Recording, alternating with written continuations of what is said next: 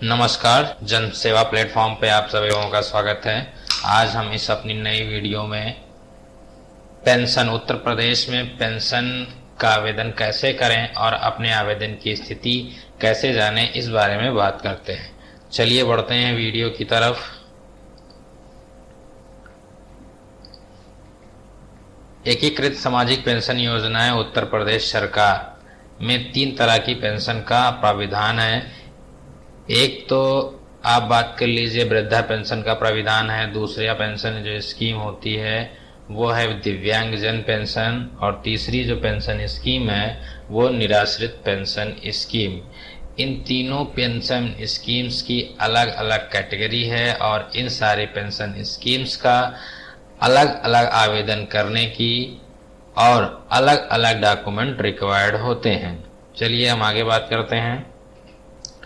तो इसमें आवेदन करने के लिए आपकी जो उम्र है, आयु सीमा होनी चाहिए, वो हम बात कर रहे हैं इन केस ऑफ वृद्धा पेंशन के केस में बात कर रहे हैं अभी, यानी कि ओल्ड एज पेंशन के विषय में बात हो रही है। इस केस में 60 या 60 से अधिक उम्र होनी चाहिए। इससे या इससे अधिक की उम्र के लोग, महिला या पुरुष, आवेदन कर सकते हैं। दूसरा, उनका सबसे खास बात इसमें एक चीज़ और होनी चाहिए कि वो बीपीएल लिस्ट में ज़रूर हों। बीपीएल बोले तो बिलो पॉवर्टी लेवल, यानी कि वो गरीबी रेखा से नीचे आते हों और बैकवर्ड सोसाइटी क्लास के हो, यानी कि ओबीसी कैंडिडेट होना चाहिए। निराश्रित महिला के केस में अगर आप देखें तो इसमें जो केस है वो निराश्रित महिला बोले तो इसको हम कह सकते हैं Uttar Pradesh window pension, window को हम लोग निराश्रित बोलते हैं। 18 से 40 उम्र के लोग और ऐसी वुमेन जिन्होंने दोबारा शादी ना की हो, ऐसे ही लोग निराश्रित महिला पेंशन स्कीम का लाभ उठा सकते हैं। ऐसी ही महिला इस स्कीम का लाभ उठा सकती है। बात करते हैं दिव्यांगजन पेंशन की। दिव्यांगजन पेंशन ऐसे व्यक्ति हैं जो डिसेबल हों, उन्हें दिव्यांगजन कहते हैं। ये पर्सन जो 18 साल कंप्लीट एज करता हो और मिनिमम उसका जो डिसेबिलिटी हो वो 40% होना अनिवार्य है। जो 40% डिसेबल पर्सन होगा वो दिव्यांगजन पेंशन के लिए आवेदन कर सकता है। दूसरी बात, वो उत्तर प्रदेश का रहने वाला हो। बाकी चीजें मैं आपको वीडियो में पहले ही बता चुका हूं। आगे बात कर लेते हैं इस वीडियो में कौन कौन से डॉक्यूमेंट रिक्वायर्ड होंगे पेंशन को भरने के लिए। सबसे पहला जो खास बात है वो आपके पास होना चाहिए फोटो, जो कि 200 केबी 20 केबी के तहत होना चाहिए। सॉरी, मैंने 200 बोला, 20 केबी के आसपास होना चाहिए। सपोर्टिंग डॉक्यूमेंट जो और डॉक्यूमेंट लगाए जाते हैं उसमें आपको जन्म प्रमाण पत्र, voter ID card, ration ID card या आधार कार्ड, इन तीनों में से कोई एक होना चाहिए जो 100 केबी से लेके 500 केबी के बीच मान्य होगा। और इन सभी का फॉर्मेट आपको पीडीएफ में डाउनलोड करना होगा, या यूं कह लें पीडीएफ में स्कैन करके रख लीजिए, उसे अपलोड करना होगा। बैंक की पासबुक होना चाहिए और इनकम सर्टिफिकेट होना चाहिए, और वो भी इनकम सर्टिफिकेट 54,000 के ईयरली इससे कम होना चाहिए। 54,000 के नियर अबाउट कम होना चाहिए। आगे बात कर लेते हैं कि और क्या क्या चीज़ों की अनिवार्यता होगी। इन केस ऑफ निराश्रित, इन केस ऑफ दिव्यांगजन पेंशन में आपको डिसेबिलिटी सर्टिफिकेट यानी कि विकलांग प्रमाण पत्र की आवश्यकता होगी, वो आपको अपलोड करना होगा। और निराश्रित महिला के केस में यानी विडो पेंशन के केस में पति का मृत्यु प्रमाण पत्र लगाना अनिवार्य होगा। अब बात करते हैं हम इसे अप्लाई कैसे करेंगे। और हैंडीकैप पेंशन की कंडीशन में आपके पास जो है डिसेबिलिटी, विकलांगता का प्रकार होना चाहिए। उसका कितने परसेंट है, 40 to 80% होना मान्य है। मिनिमम 40% होना चाहिए। डिसेबिलिटी सर्टिफिकेट नंबर चाहिए होगा, कब जारी किया गया है, और ये सब चीज़ें आपको फॉर्म में भरते वक्त देना पड़ेगा।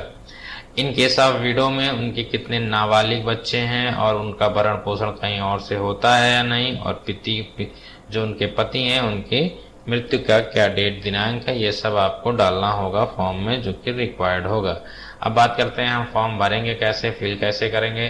तो उसके लिए आपको इस वेबसाइट पे जाना होगा, ये फॉर्म आप अपने घर पे ही भर सकते हैं। अगर नहीं भर सकते हैं तो आप किसी भी CSC सेंटर या यूं कह लें कैफे या यूं कह लें किसी भी जन सेवा केंद्र पर जाकर आप अपना फॉर्म बताए हुए उपरोक्त डॉक्यूमेंट, जो डॉक्यूमेंट्स आपको बताए गए हैं, इन डॉक्यूमेंट के साथ जाकर आप फिल करवा सकते हैं। इसके लिए आप समाज कल्याण विभाग उत्तर प्रदेश का एक टोल फ्री नंबर भी जारी किया गया है, जिस पे आप अपने आवेदन की स्थिति या यूं कह लें कि उससे संबंधित कोई जानकारी ले सकते हैं। अब सीधे हम चलते हैं अपने इंटीग्रेटेड पोर्टल पर, जिस पोर्टल पर आपको ओल्ड एज, विडो पेंशन, दिव्यांग पेंशन और इसका टोल फ्री नंबर आपको मैं पहले ही बता चुका हूँ। इन सारी पेंशन्स के बारे में आपको पता चलेगा। कैसे भरना है यह मैं आपको बताता हूं। स्लाइड।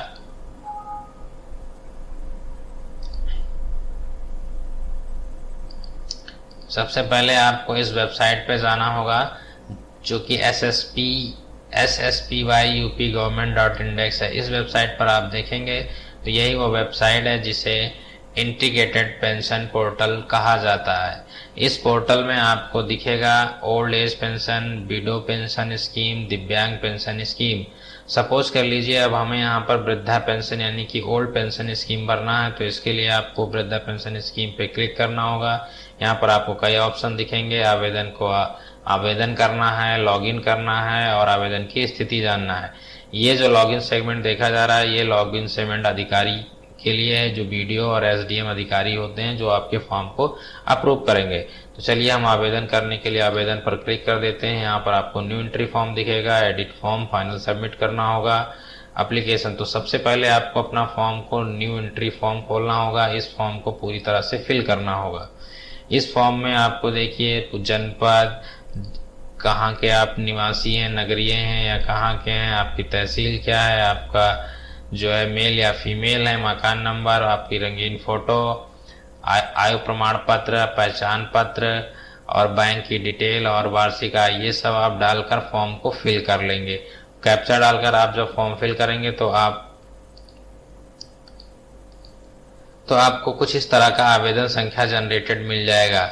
इस आवेदन संख्या को आप डालकर पुनः जब आप अपने फॉर्म को दोबारा फाइनल सबमिट करेंगे, यहाँ पर आप स्कीम चुनेंगे, अपना जनपद चुनेंगे और उसके बाद में रजिस्ट्रेशन नंबर, जो आपको मैं पहले बता चुका हूँ, उस रजिस्ट्रेशन नंबर को आप डालेंगे।